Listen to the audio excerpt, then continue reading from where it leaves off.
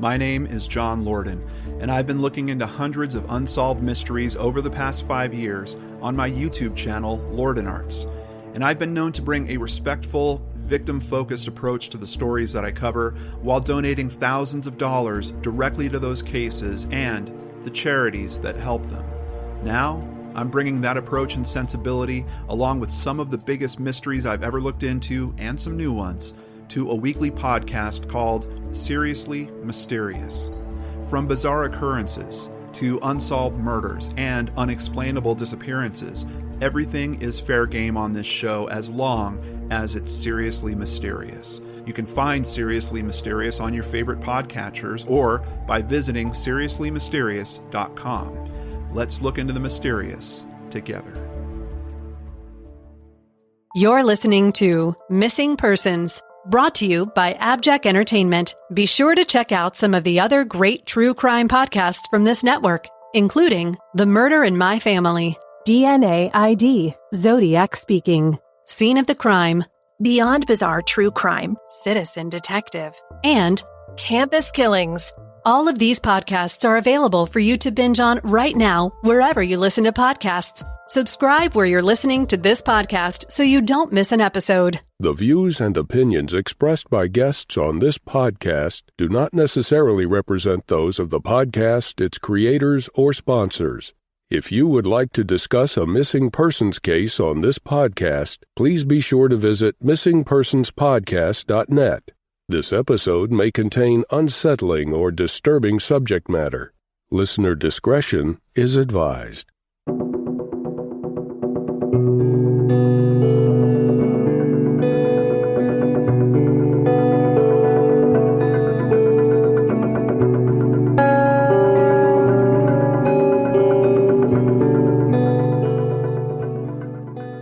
Welcome to Missing Persons, a podcast dedicated to spreading the word about people who have vanished under mysterious or unexplained circumstances, and the family members who are looking for answers. I'm Jess Betancourt.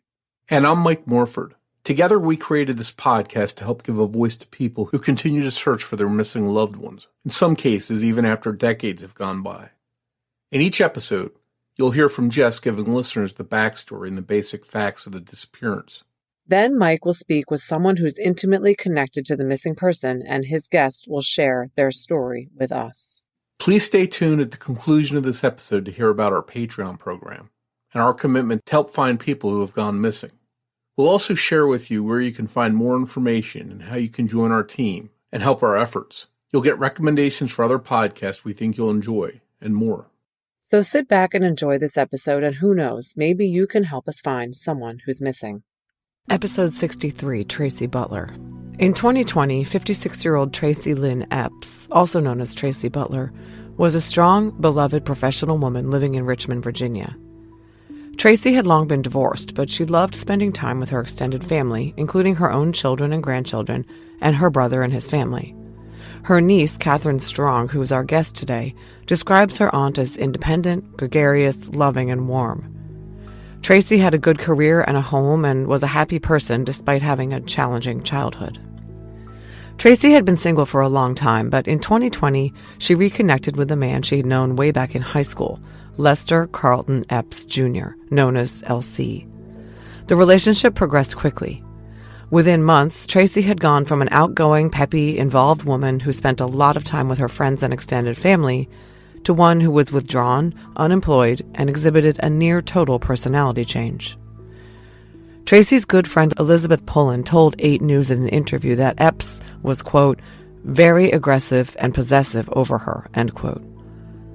Unbeknownst to her family, Tracy had married Epps, and the two spent all their time together, with Tracy spending less and less time with her own family. In November 2021, the married couple reportedly moved into the Woodsprings Suites Hotel in the 6900 block of West Broad Street.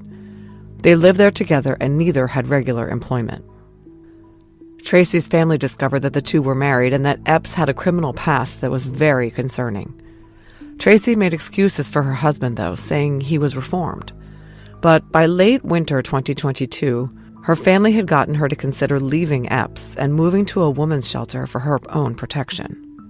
Then, on Sunday, March 6, 2022, Richmond police officers Richard Redford and Shannon McGarva responded to a call for an armed individual on someone's porch along the 1200 block of Garber Street in the Fulton area of Richmond's East End.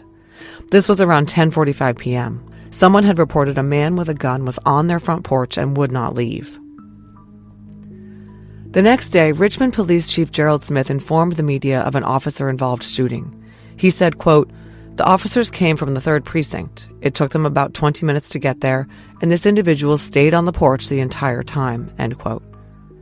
He said that when the officers arrived, the man on the porch displayed aggressive actions toward the officers.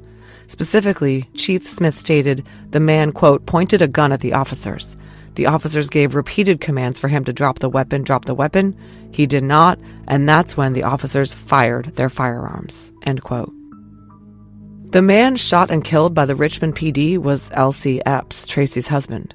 What he was doing on that porch, or whether he had any connection to the home's residents, has not been addressed by police. Tracy's family, however, says that Epps was familiar with that area because he routinely went there to conduct drug purchases. Epps had driven Tracy's car to the location where he was shot, and police learned that Epps was married to the vehicle's registered owner, Tracy Butler. They tried to track her down to notify her of her husband's death. After noting that her cell phone information indicated that her last location was at the hotel on West Broad Street, Henrico police, working with Richmond PD, were sent to inform Tracy of the situation. Meanwhile, Tracy's family had not spoken with her in a few days. As I said, Tracy's being out of contact for longer periods of time was increasingly becoming the norm, so Tracy's family had no idea anything was wrong at that moment. But when police officers knocked on the door of Tracy's hotel room, there was no answer. Hotel staff had not seen her in several days. In fact, no one had seen Tracy since a bizarre incident on the night of March 2nd. Some hotel residents doing laundry in the laundry room were right below Tracy and Epps's room. They heard arguing and incredibly loud thumping noises on the floor above them. The hotel staff called the room, and Epps himself answered the phone and promised to keep it down. He subsequently left the hotel and never returned. So Tracy was nowhere to be found, and sounds of a loud confrontation had been heard coming from her room. Police obtained surveillance footage from the hotel, and what they saw was deeply disturbing. They saw Epps wheeling a large luggage cart carrying a human-sized bundle shrouded in a blanket out to his car. He backed the car into the parking spot and loaded the bundle into his trunk, and then he drove off. Epps was killed a few days later. After his death, police said blood was found on the luggage cart at the hotel. Blood was also found inside the vehicle, and Tracy's family actually found blood inside the hotel room. Tracy remains missing. All Henrico police will say officially is, quote, "The review of video footage has prompted Henrico police to begin its independent missing persons investigation into the whereabouts of Tracy Lynn Epps." They will not comment publicly on whether Epps was involved in Tracy's disappearance. However, Tracy's family has been told by police that Tracy is likely deceased. Unfortunately, Tracy put her trust in L.C. Epps, telling herself that he'd changed. Whether or not she was fully aware of his criminal history, her family doesn't know. We took a look at his rap sheet, and just in Henrico County, he has an overwhelming number of arrests for very serious crimes, including abduction and kidnapping, B&E with assault, abduction, 3 different sexual battery arrests, possession of a firearm by a felon, eluding police, violation of a protection order, and multiple arrests for cocaine possession. Epps was a very violent and dangerous man, and sadly, it appears before he engineered his own death at the hands of police, he took Tracy's life and disposed of her body. Tracy's family is desperate to find her and is frustrated at what they say is a lackluster police response to what they believe is a homicide. Anyone with information on the whereabouts of Tracy Butler is asked to call Henrico Police at 804-501-4878 or Crime Stoppers at 804-780-1000. Mike Morford sat down to talk with Tracy's niece, Catherine Strong, about her aunt's missing persons case. That conversation is coming up after a word from our sponsors.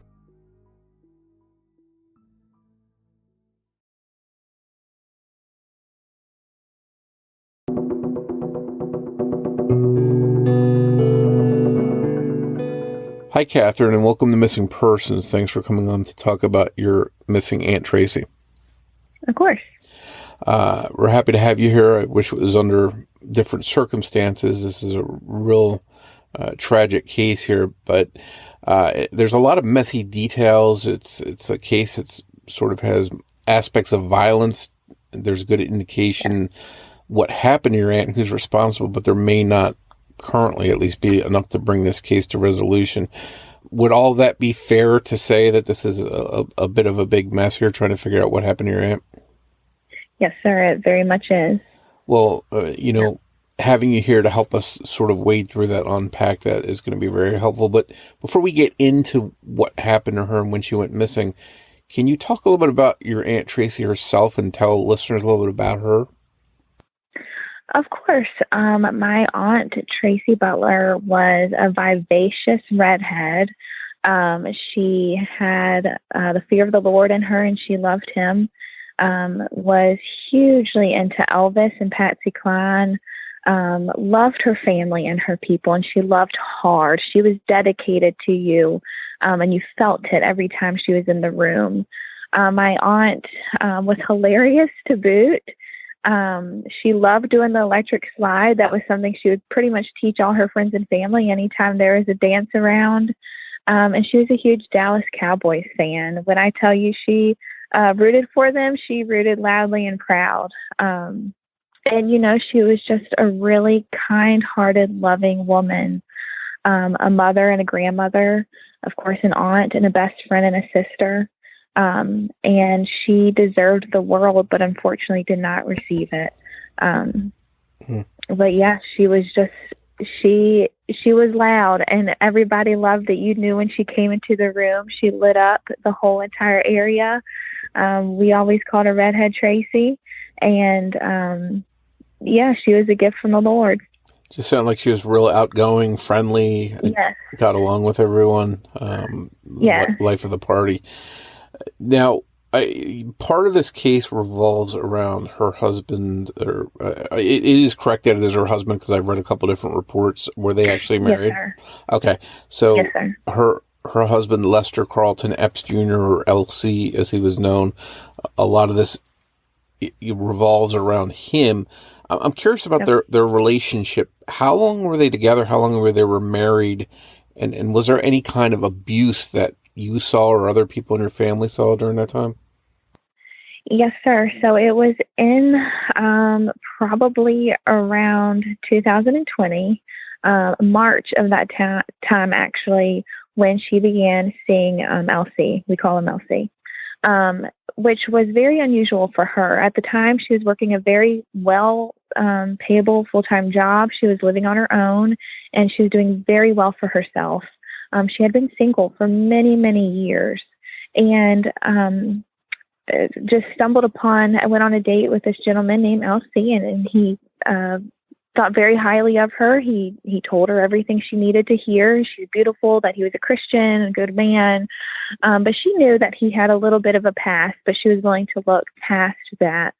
And at the time, my family, of course, was a little concerned because we didn't know who this gentleman was, and it was just not like Tracy to go from 0 to 100 with someone so quickly. And so my family, especially my father and my mom, my father is her brother, did a little research and were able to determine that Elsie had a little bit of a past. And when I say a little bit, it's not a little bit, it's actually a big past. Yeah. And she didn't want to admit to it. I think she felt very defensive for him because she felt like that was his past. He's changed. And, it was just concerning to us because, unfortunately, my aunt and my father and some of the family did not have a great childhood growing up. There was some abuse in the home. And so, having grown from that, I think my aunt thought, she had moved on. But Elsie was a predator, and he knew exactly what to say to Tracy to make her feel wanted and loved, and the things that she didn't get to hear very often. And upon starting dating, she quieted down. We didn't hear much from her. She didn't go out much anymore. She stopped wearing makeup. Her clothing styles had changed. And we found out, I believe it was 2021, September of the following year, they secretly got married. The only reason we were able to determine that was they had a joint Facebook profile at the time, and it was posted, that they had been married. And so some of the family contacted her and said, "Hey, is this true?" And at first she wasn't willing to speak the truth. She said, "No, it's just, that's just what we added on there to protect ourselves from other men and women who might, flirt." And no, we did find out eventually she did confess that they did get married. And at that time, when they started dating, she lost her job. They no longer lived at her apartment. He would take her phone a lot and text through her phone. And so things just started to go downhill pretty drastically. Like, getting married was also odd to us because, one, we didn't know this man. Two, for someone that loved and adored her family, she has grandchildren. He pretty much took her away from all of that, and she stayed with him. And so a lot of us, in terms of family, used to see her almost at least 3 to 4 times a month, went to not seeing her at all. And so they began living hotel to hotel in the Richmond area, Richmond, Virginia. But again, she didn't have a job. He didn't have a job due to his past. I think he tried to do some contracting work here and there. And they were just kind of trying to float along. We all had some growing concerns. My parents did meet with Tracy and Elsie a few times at restaurants and public areas because they wanted to check on her and make sure she was okay. It just wasn't like her to go from someone who would light up the room to someone that never showed up anymore. And do you? I'm getting a vibe that it was because due to his controlling, his manipulation. But I just want to ask you. I don't want to just assume that. Was that because you're in a new relationship and you're spending time with your new significant other, or do you think it was because he was controlling her and not letting her do things? From what we know now, I 1,000% in my heart know he was controlling, but I also think she was scared to admit that she was scared of him. And I think she wanted her family to think, I've got this. Someone loves me and I love him back and he's changed and I've got this. Let me do this on my own. I think that's what she was hoping for. But unfortunately, it didn't end that way. And he fed her every little thing that she never got to hear and always wanted to hear. Yeah. You're beautiful just the way you are. And he took everything, every penny. She was living such a high, and then it just went downhill so fast. I mean, it was insane. I mean, I've never seen anything like this before. I hope I never see it again. But it sounded like it was just over a short period of time too, not like a gradual thing. It seemed like it was just a snap of a finger and she was changed. Yes. And that also, my family tried to consult with her a few times, and it was almost kind of pulling teeth to get her to show up alone. And then when they would meet with her and Elsie, I think things were cordial. He would be on his best behavior, and so would she. And I do think there were times where he did have to take care of her. She needed some rotator cuff surgery at some point, and he had to bathe her. He had to color her hair. Again, she loved having her red hair. And, I think there were moments of love, but it was almost obsession with him. And no one else could have her unless he was around. I mean, even her phone was monitored. That's classic controlling, yes. 101 that you see that a lot between partners that when one's controlling, that they do that kind of stuff. And just for listeners, just to say that Elsie had a troubled background would be putting it mildly. I think he had criminal charges dating back 2 decades for things like drug possession, abduction, kidnapping, sexual battery, violating a protective order, and a lot more. Very troubling stuff. Was any of that in relation to your Aunt Tracy, or was this all before she met him? This was all before she met him. The odd thing, though, is that they knew each other due to Verona High School. And they had some common friends. They both grew up in Verona, and things like that. So that's kind of how they knew each other in terms of, I actually know you from like 20 years ago, but we weren't really friends then. So she kind of knew going in who Elsie was in his past, but she wasn't a part of it until they met in 2020.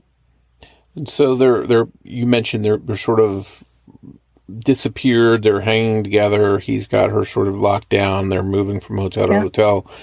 I guess this went on for a stretch, and then it was March of this year, 2022, when everything seemed to come to a head. Now, March 6th, Elsie was shot to death during an altercation with police. Can you walk us through exactly how that unfolded and what exactly happened? Yes, so March 6th, it was around 10:40 at night. The police received a phone call that there was a belligerent man with a handgun at someone's door in the Fulton Hill area of Richmond, Virginia. He wouldn't leave at the time. It took about 20 minutes for the police to show up. And upon them arriving, he attempted to shoot at the police. And, for their defense, they shot back. And from what my belief is and what some of the family is, I think that was honestly, I think he wanted to do that. I think he wanted to end his life. I apologize for not to call. Suicide by cop, basically. Yes, sir. Sorry. Uh-huh. Of course, that hasn't been specified. We don't know too much information since it was a police-involved shooting. I understand they kind of want to keep it under wraps, but our self-conclusion in terms of it is that it was a suicide, a death by cop suicide. Just the way that it unfolded, he remained there knowingly, and knowing that the police were coming. He was told, "Hey, I've called 911," and then to reach for his gun and shoot at them. At the time, but he was probably also on drugs when it occurred. Okay. Have there been any release of toxicology reports or anything like that? That's a good question, and I don't know the answer to, but I'm going to write that down because that's something I would like to know. Just curious to know if that was, if he was under the influence of something. And I'm also curious, the house where he did this, did he know that person? Did he have any business of being there? So from what we know, he did not know the family or the individual that lived in that home at that time. However, Fulton Hill, that general area of Richmond, was the place that he would go to purchase drugs. He was very intimate with that area.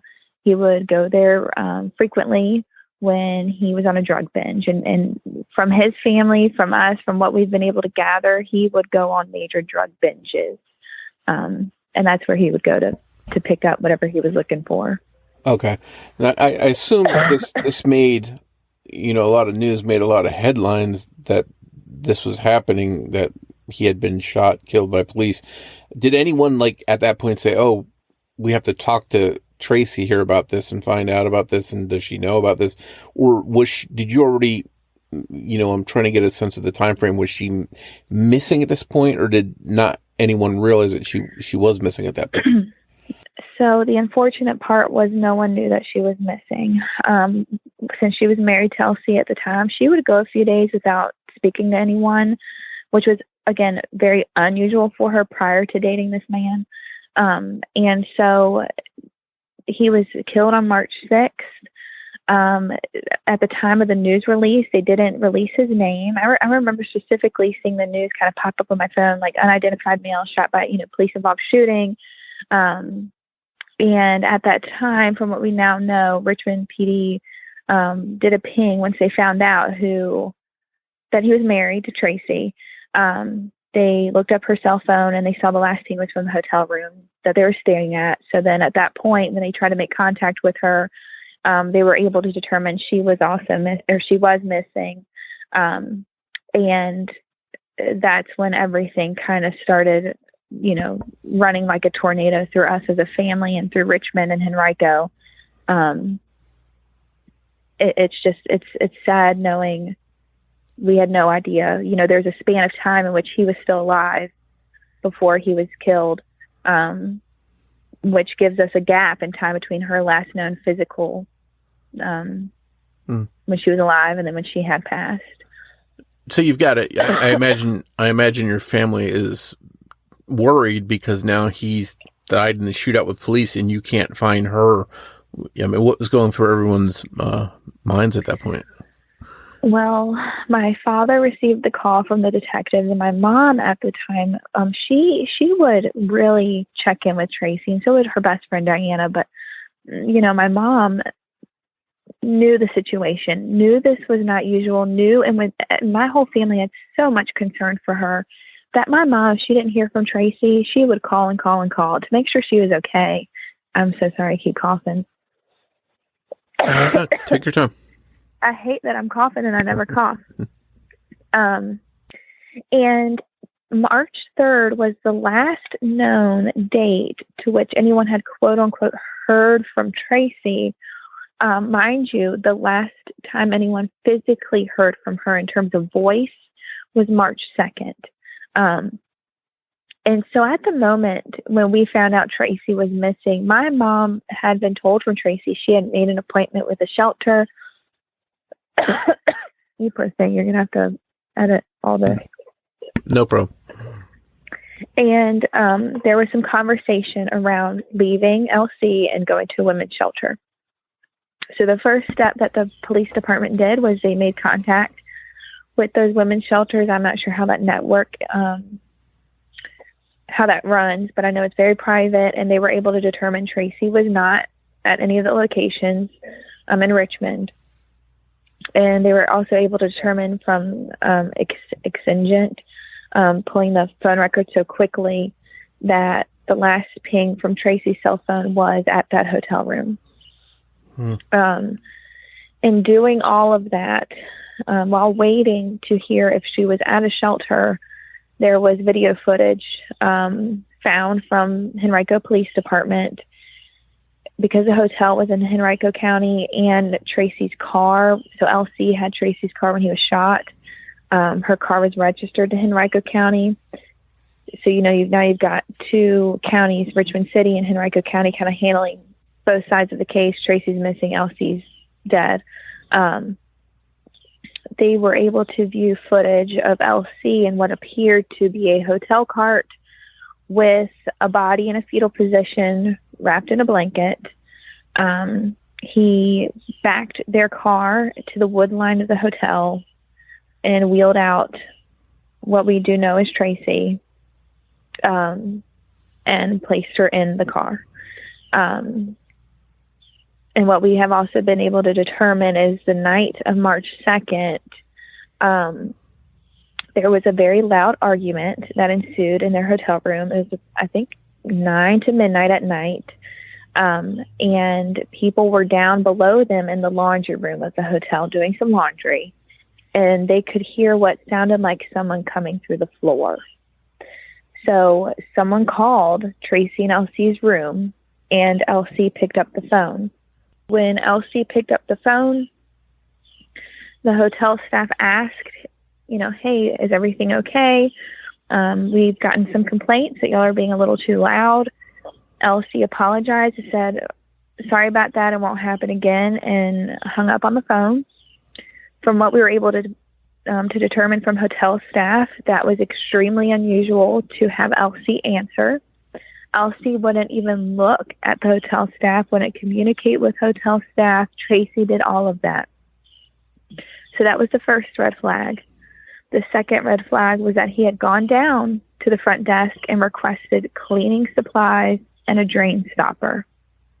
There was a few hours between the phone call to the hotel room asking them to be quiet and him getting cleaning supplies, and then he actually requested a luggage cart, loaded what appears to be someone in the fetal position wrapped in a tan blanket onto the luggage cart with some trash bags.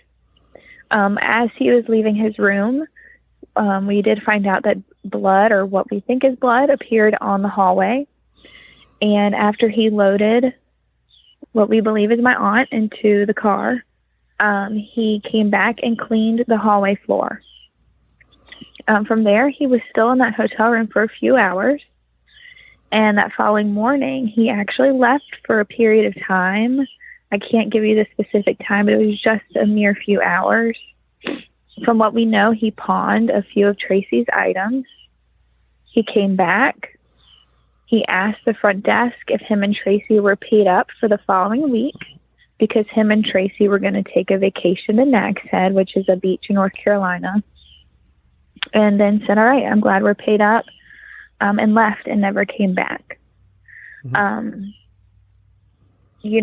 The poor hotel staff that, kind of witnessed some of these bizarre actions, but it didn't line up at the time. Of course it wouldn't. They didn't know what was going on. To the camera footage implied to us that that was Tracy. He killed her. He put her in the car and he left. Where we believe she is, our hearts tell us Varina County, because he's so familiar with that area. He grew up in Varina. He was very intimate with kind of those hidden spots where he could do some drugs. And we also are under this assumption, since there was that span of time between her death and his death, we believe he frequented wherever he put her. What we've been told was that he was paranoid when on a drug binge.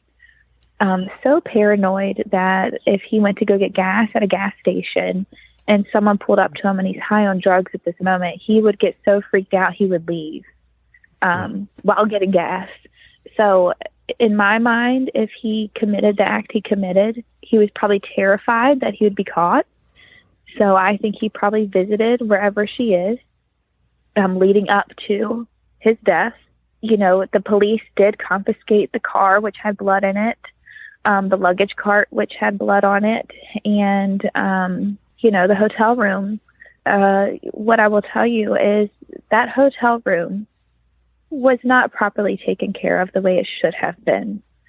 The detectives in the hotel asked her children to come to that hotel room to clean it up. So they asked the children, hey, come to the scene of the crime where your mother was murdered. Jeez. Collect all of her belongings and leave. That doesn't make sense. They think they would have taped it off and said, okay, no one's going in here. We're going to look for evidence of a crime. And instead, you've got family members that are being asked to come in and take stuff away. That's very strange. It's very strange. And what's so disturbing is any items that he left there were still there. So her children had to not only, their mind is racing a mile a minute, wondering where did this occur, to I'm having to look at this man's stuff that he killed my mother, and what had happened was the greatest thing that happened to those children that night when they went to go clean up everything was they had packed up the last box of her belongings. And as they were pushing that box along the small, tiny little kitchenette of that hotel room, a tile popped off. And that's when they saw blood. And they began popping tile and tile, and they called the detectives, and the detectives had to come. I don't know what they did, but none of this has lined up in my mind in terms of how you can find someone to determine the scene of a crime. Nothing was done.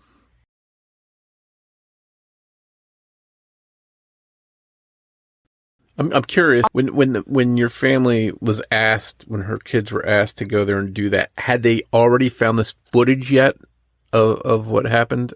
Or this was before so even despite clearly the likelihood that your aunt was harmed and taken out of that hotel room, they still allowed her kids to come in and take stuff out of there.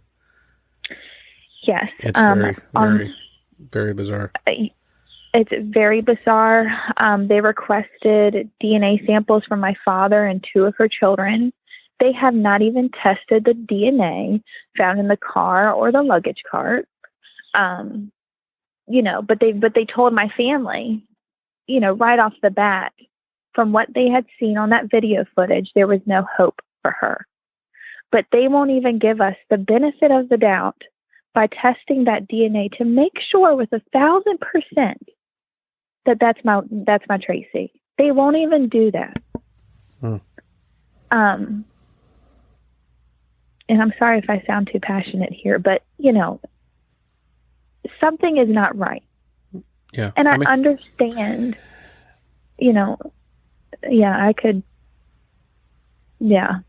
I think you've got all the right in the world to be upset and to be passionate about it because, this is your aunt, this is someone you loved, and her case being mishandled like this, it doesn't make sense. It doesn't. And, one, LC's family, they are victims too. And he was estranged from a lot of his family. And so for them, we felt terrible, and we still do, knowing that, they want resolve. They want to know Tracy's found and just want to close that chapter of knowing what it's made everyone on both sides. It's made it difficult. And knowing that, I get it. I get there's bigger cases out there where someone has harmed someone and that predator is still alive. I 1,000% understand that. But this should have been open and shut within a month. There should have been something done, at least to me, that could have been done to help us find our Tracy. And nothing, absolutely nothing. There's been no transparency. There has been no resolve. We even asked if we could go to social media. We've been so kind. And, the detective has told us, I can't tell you not to go to social media. But, and I understand that too. They can't tell us what to do and what not to do. But upon doing that and just trying to be kind to, one, the police force, but two, to Tracy, let's bring her dignity. Let's bring her home. We know she's out there. Ever since that moment, now they've told us, well, we can't talk to you because you've gone to social media. And it just kind of feels like, what is a family supposed to do when we know we're walking a park? I've got children, and when I'm outside, I can't even fully concentrate on my family without wondering, could she be there? Mm-hmm. And it absolutely, for every family that's ever gone through this, I am a huge Netflix documentary crime solvers fan. I could have watched that stuff for hours and hours and hours because I didn't live through it. Mm-hmm. But now living through it, it makes you feel like you're going crazy. And just knowing she's out there, but we aren't even being told, don't look in Verina. We've been given nothing.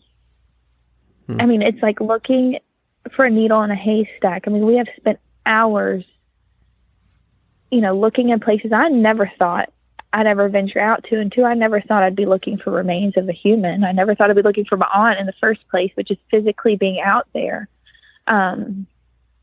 It's very sad, and it's eye-opening to how reality really is in terms of when these things happen. It's not, you snap your fingers and a case is solved. We know that they've received phone records, but we've been told that they're inconclusive. And, as far as I know, he's not smart. He's an idiot. He was a drug user. I don't think he was smart enough to turn that phone off and not have his location. I mean, I pray not, and I just feel like there are things that could be done that aren't. Yeah. And, it just, nothing's being done. So officially, it's a missing persons case, but in your heart and in the minds of police, from what they told you, your aunt is dead. So this is really a murder case. Yes. So that's where it gets also messy. The detectives told my parents and some of her children, I quote you, there is no hope. So you're telling my family, there is no hope. We're sorry for your loss. But I'm not going to test the DNA because why? He's dead. There's no real reason to, at the same time, yes, they will tell us, well, we can't declare her dead. We can't determine this is a murder because how do we 1,000% know that was her, or, she wasn't badly injured and he took her somewhere. Well, my father and two of my cousins on the March 11th, so he was shot on the 6th. On March 11th, they went to the hotel room. They spoke to the staff. They saw things they wish they never saw now knowing the information they have. They gave us a blanket. The exact blanket that she should be wrapped in. It's very sad for families, especially, the truth, but, on paper, you can't say it. In terms of the police, they can't speak publicly and say, we know she's dead. Sure. But that it sounds like even though you expect the worst, you expect that she is dead, that what's really important to you is you just want to find her so you can give her a proper goodbye and with dignity. Yes. Yeah. Yes. Tracy had her childhood was not good. And, I think she thought her whole life she rose above what she was, raised in. And little did she know, someone could sweep her off her feet by feeding her every little thing she never got to hear as a child. And knowing that, we can't find her, we just want to bring her the dignity she deserves. Lay her to rest where she should be resting, not somewhere like a piece of trash. Yeah. And we know she's out there. My heart and our whole family's heart, we feel like she can't be that far. He also had an active warrant out at the time when, before he died. So I don't think he would have done anything drastic in terms of like going out of state or, fleeing, but I feel like she's close. Well, you mentioned too that cell phone of his could hold the key if it was pinging off towers in a certain area. That might be a location to look around. Yes. So they, from what we know, they have both phones, or they've been able to receive information from both phones. One of Elsie's children actually found Elsie's iPhone login information, so his Apple ID and password. His child actually contacted the detective and gave the detective that information, but never received a call back. His children were willing to provide anything they could to help us, but nothing reciprocated from the police. And we even had family that kind of started from the hotel and was trying to work their way out, and even went to look for cameras along all the main roads, because again, you can find things just by looking at camera footage and the timeline of a car. Sure. And we were told, the detective told them, you do not need to keep calling me. So, on one hand, and I'm being very honest when I say I understand there's major cases out there where people are still living and breathing that could harm other people, and I get that. But people still deserve to be found. And it just feels like this could have been an easy case to close. Sure. I mean, this is all very likelihood a murder case. This isn't something that is, it's a victimless crime or shoplifting or something they don't want to go wasting their time for. This is something they need to put some effort into. I'm curious if you've thought about enlisting the help of search groups or anything like that to try and do any kind of organized search, maybe using cadaver dogs or anything like that? Yes. So when everything first started spiraling down, my father and I kind of teamed up forces, and I reached out to everybody I possibly could. And at the time, a lot of them said, well, we need permission from Henrico PD. And from what we know, getting permission from them, it won't be possible. My father also reached out to the FBI. There is a location in Richmond, and he pretty much said, what can we do? I need help. They also said, hey, we got to have communication from Henrico in order to step in. So it's kind of like we've been hitting some walls. We know we could privately hire resources, but again, what does that expense look like? We can't do but so much. There's some drone groups I've reached out to that are willing to help, wherever they can, but we don't even know where to look. And other domestic violence groups that have their children have gone missing and things have happened to their family members who are willing to do anything. Like, can we make a search party? What do we need to do? But again, we aren't even being told, just don't waste your time in that county.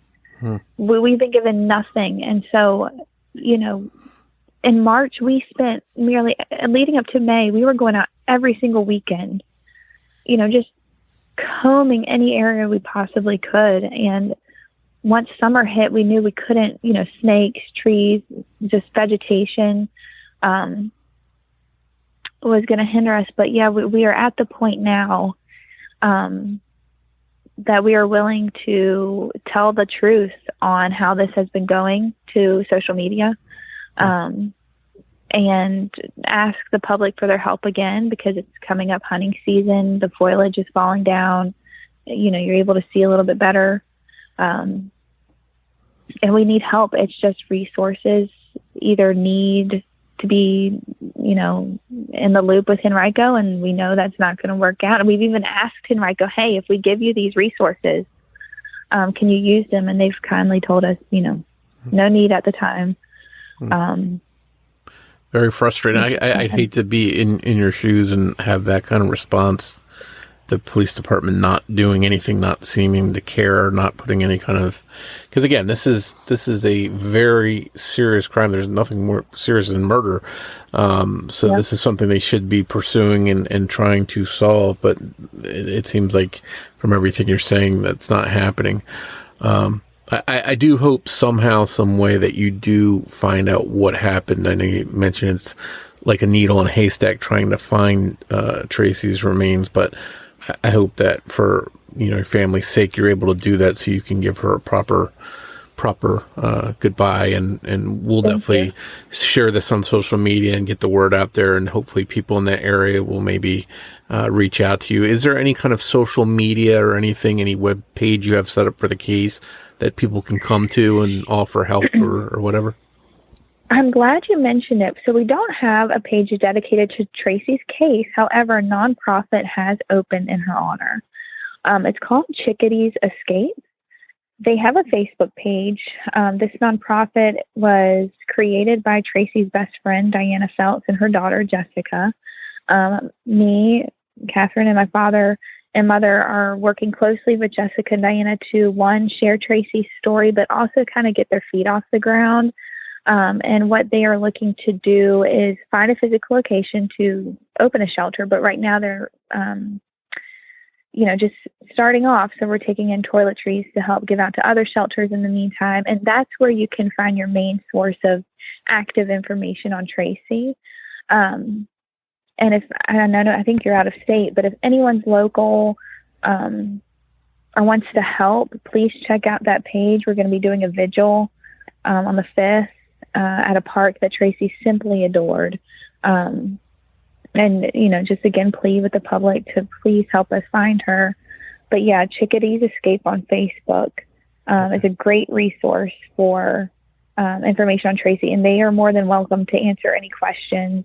And again, I know that you and I had kind of contacted through Facebook. My Facebook is merely for finding people to help me find Tracy or to look at my neighborhood stuff. I don't use it. But if you have any questions or need to reach out to me, please.